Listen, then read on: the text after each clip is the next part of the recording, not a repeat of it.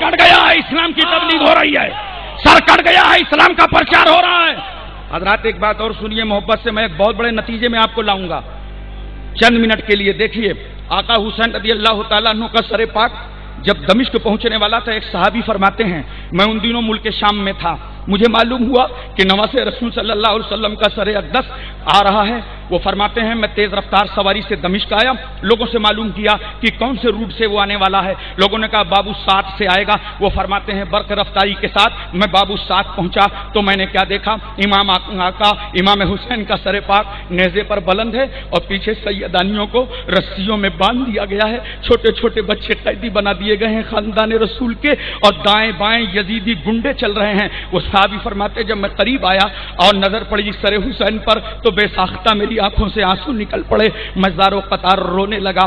اتنے میں اس قافلے میں ایک 7 سال کی بیٹی تھی، اس بیٹی نے پوچھا بابا جان آپ کون ہیں؟ کیا ہماری مصیبتوں پہ آپ کو رونا آ رہا ہے؟ آپ کیوں رو رہے ہیں؟ حضرات صحابی کہتے ہیں میں نے اس 7 سال کی بیٹی سے کہا تھا بیٹی یہ جو میں نے کٹا ہوا سر دیکھا ہے نا، کل اسے دیکھا تھا، رسول اللہ نے میری نظروں کے سامنے چوما تھا، پیغمبر چوما کرتے تھے، آج ان یزیدیوں نے سر پاک کو کاٹ لیا ہے، یہ بوسا گاہ رسول اللہ ہے، اس لیے میری آنکھ میں آنسو آ گئے۔ سنو بیٹی تم کون ہو، تمہارا کیا نام ہے؟ سنو میری ماں، عرس مخدوم اشرف میں آنے والی بیٹیوں اور بہنوں، اس 7 سال کی بیٹی نے کیا کہا تھا؟ بابا جان میرا نام سکینہ ہے اور یہ جو سر پاک چل رہا ہے نا یہ میرے والد گرامی امام حسین کا ہے۔ صحابی فرماتے ہیں بیٹی کوئی کام ہو تو بتاؤ، میں اہل بیت کے کام آنا چاہتا ہوں۔ کیوں؟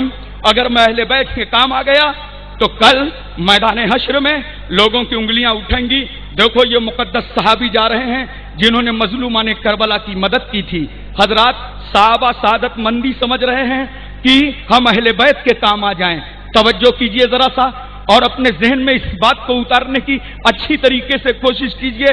وہ سکینہ کیا کہتی ہیں؟ کہتی ہے بابا جان ایک کام ہے، ایسا ہے ہمارے والد گرامی کا جب سر پاک چلتا ہے نا تو یہ دائیں بائیں سے لوگ آتے ہیں، جب بستیوں سے سر اقدس گزرتا ہے تو لوگ بھیڑ لگا لیتے ہیں دیکھنے کے لیے، تماشائی بن کر آ جاتے ہیں، چاروں طرف سے لوگ آتے ہیں تو اہل بیت کے پردے کا اہتمام نہیں ہو پاتا۔ ہمارے ہی گھر میں تو پردے کا قانون نازل ہوا ہے، ہماری ہی دادی جان خاتون جنت سیدہ فاطمہ ہے، جب پل سے راز سے گزر ہوگا تو محشر والوں کو آواز دی جائے گی محشریو اپنی اپنی نگاہیں نیچی کر لو، رسول اللہ کی بیٹی فاطمہ 70,000 حوروں کے ساتھ گزرنے والی ہیں، لہذا بابا جان ہمارے پردے کا اہتمام ہونا چاہیے۔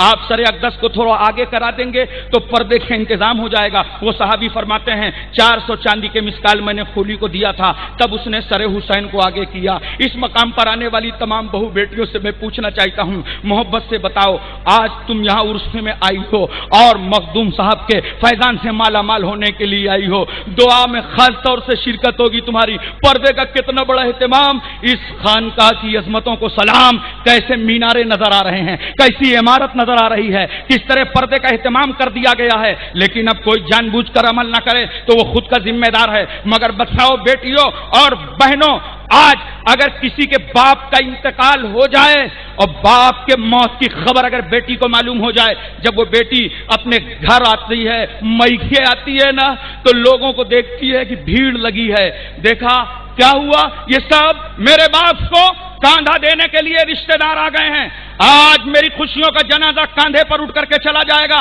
سر پٹک کر کے رونے لگتی ہے۔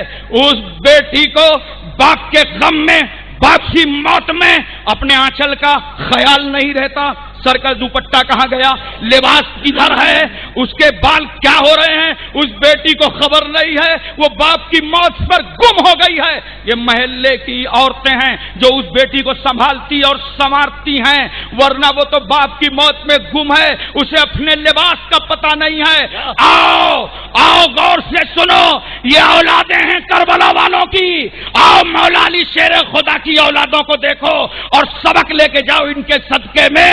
بتا دیا حضرت سکینہ نے، اور آج ہمارا تمہارا کردار کیا بتا رہا ہے۔ حضرات سکینہ بتا رہی ہیں کہ باپ کا کٹا ہوا سر آگے ہے، تم دنیا میں رہ کر باپ کی موت پر اپنا طریقہ اور لباس بھول جاتی ہو بیٹیوں، مگر سکینہ کو دیکھو، باپ کا کٹا ہوا سر سامنے چل رہا ہے اور شریعت پر عمل ہو رہا ہے۔ سبحان اللہ سبحان اللہ۔ اس لیے سنو بیٹیوں اور بہنوں، تم بمبئی کی اداکاروں کو مت دیکھو، تم سیدہ سکینہ کے کرداروں کو دیکھو، ام کلثوم کی زندگی دیکھو، زینب کا نقش قدم دیکھو۔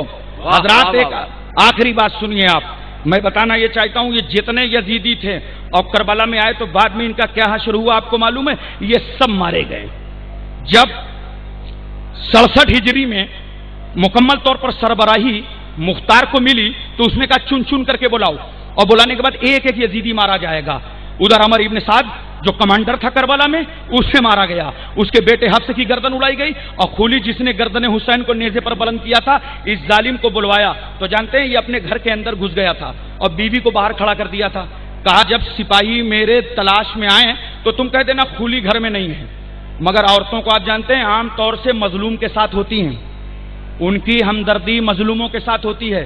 جس دن سے اس نے امام علی مقام کا سر اقدس کاٹا تھا، اس دن سے اس کی بیوی بہت نفرت کرنے لگی تھی، اور جیسے اس نے کہا میں اندر آرام سے جا رہا ہوں، تم باہر رہنا، پوری فورس کو واپس کر دینا، عورت نے کہا جا جا، آج ہی تو موقع ملا ہے۔ جیسے وہ اندر گیا آرام سے، ادھر جیسے ہی فورس آئی، سپاہی آئے، پوچھا کھولی گھر میں ہے؟ تو اب چونکہ اسے عمل بھی کرنا تھا، وعدہ بھی نہیں بنانا تھا، تو زبان سے کہا کھولی گھر میں نہیں ہے، اور ہاتھ سے کہا لائن کلیئر ہے، جا چلے جاؤ اندر۔ وہ جب اندر سپاہی گئے تو دیکھا بیڈ روم ڈھونڈیں گے، بستر ڈھونڈیں گے، تکیہ چادر ڈھونڈیں گے، وہ تو کہیں ملا ہی نہیں، مگر پولیس والوں کے ہاتھ پیر دونوں چلتے ہیں۔ تو دیکھا ایک بہت بڑا کھوپڑا پڑا ہوا ٹوکرا پڑا تھا، ایک پولیس والے نے مارا اس پہ لات، جیسے ہی ہٹا ٹوکرا تو نکلا اندر سے ایک کھوپڑا، پکڑا اس کو، گردن کاٹا اور لا کر کے رکھ دیا گیا۔ کہاں؟ وہی گورنمنٹ ہاؤس کوفے میں۔ حضرات ادھر شمر لین کو پکڑا گیا، اور جب اسے مارا گیا نا، یہ چتکبرا تھا، اس قدر شدت سے مارا گیا، آپ یقین کریں اس کا چہرہ بالکل جب موت ہوئی نا تو لگ رہا تھا کوئی کھناس ہے، اور صورت ایسی جیسے آسام کا انناس ہے۔ آپ غور فرمائیں، یہیں تک نہیں، سب ایک ایک کر کے مارے گئے۔ عبید اللہ ابن زیاد کو مارا گیا، یہ سب کی سب مارے گئے۔ لیکن میں ایک بات آپ کو نتیجے پہ یہ لانا چاہتا ہوں، یہ 22,000 کا لشکر تھا نا، بولو، مگر مارے کتنے گئے ہیں آپ کو معلوم ہے؟ مارے کتنے گئے ہیں؟ اللہ تبارک و تعالیٰ نے اپنے پیارے محبوب صلی اللہ علیہ وسلم کو وہی فرمائی تھی، میرے محبوب میں نے یحییٰ ابن زکریا کے عوض میں 70,000 کو مارا ہے، اور تمہارے نواسے کے عوض میں 70,000 اور 70,000 کو ماروں گا، یعنی 1,40,000 مارے جائیں گے۔ اور 1,40,000 مارے گئے۔ کوئی بیماری میں مبتلا ہوا، کوئی اپاہج ہو گیا، کوئی طرح طرح سے، کچھ سلطنت عباسیہ کے دور میں مارے گئے، طرح طرح سے یہ مارے گئے۔ مگر ایک سوال ہوتا ہے کہ جب کربلا میں آئے تھے 22,000 مقابلے میں 22,000، تو 1,40,000 کو سزا کیوں ملی؟ اس لیے ملی کہ یہ خاموش تماشائی بنے تھے، یہ قتل حسین اور شہادت حسین سے راضی تھے، انہوں نے یزید کی اس ناجائز بادشاہت پر کوئی آواز نہیں اٹھائی تھی، یزید کے خلاف کوئی احتجاج نہیں کیا تھا، یہ خاموش تھے۔ اور اس طرح کا مفہوم ایک حدیث شریف سے ملتا ہے۔ دیکھو پیغمبر صلی اللہ علیہ وسلم کا ارشاد گرامی ہے کہ جس جگہ کوئی گناہ ہو، خطا ہو، اور وہاں تم موجود ہو لیکن تم اس گناہ سے راضی نہیں ہو، تو تمہاری مثال ایسی ہے کہ تم وہاں موجود نہیں ہو، اور اگر وہاں موجود نہیں ہو، تم موجود ہو یا نہ ہو، دور چلے گئے ہو، لیکن اس خطا سے تم ناراض ہو، تو تمہاری مثال یہ ہے کہ تم موجود نہیں ہو، اور چاہے نزدیک رہو چاہے دور رہو، لیکن اس خطا سے اگر تم راضی رہو گے تو تمہاری مثال یہ ہے کہ تم بھی اس گناہ میں شریک تھے۔ اس لیے میں کہنا چاہتا ہوں کہ آج جو صدام حسین کو پھانسی کے پھندے پر لٹکایا گیا، یہ امریکہ کا کتنا بڑا ظلم تھا، یہ زیادتی تھی، مگر سوائے لیبیا جیسے ملک کے کسی نے اس کے خلاف آواز نہیں اٹھائی۔ یہ سب مجرمانہ خاموشی اختیار کیے ہوئے چپ رہے، یہ سب برابر کے مجرم ہیں اور سزا کے حقدار ہیں۔ سب کی باری آئے گی ایک دن، چاہے وہ ایران کے تقیہ باز ہو، چاہے وہ امریکہ کے ہجڑے ہوں، سب کی ایک دن باری آئے گی۔ اس لیے یہ درد اگر پوری دنیا میں کسی کے پاس ہے ظلم کے خلاف آواز اٹھانے والوں کے لیے، تو یہ آواز اور یہ درد انہی کے پاس ہے جو غوث اعظم کو مانتے ہیں، غریب نواز کو مانتے ہیں، مخدوم اشرف کو مانتے ہیں۔ اور پوری دنیا میں آواز اٹھایا نا، بولو، سارے سنی مسلمانوں نے، خوش عقیدہ مسلمانوں نے آواز بلند کی، اور یقیناً ظلم کے خلاف آواز ہمیشہ بلند کرنی چاہیے۔ اللہ کی بارگاہ میں دعا ہے پروردگار عالم اس پوری دنیا کو امریکہ اور یہودیوں کے ظلم سے نجات عطا فرمائے۔ وما توفیقی الا باللہ۔ السلام علیکم۔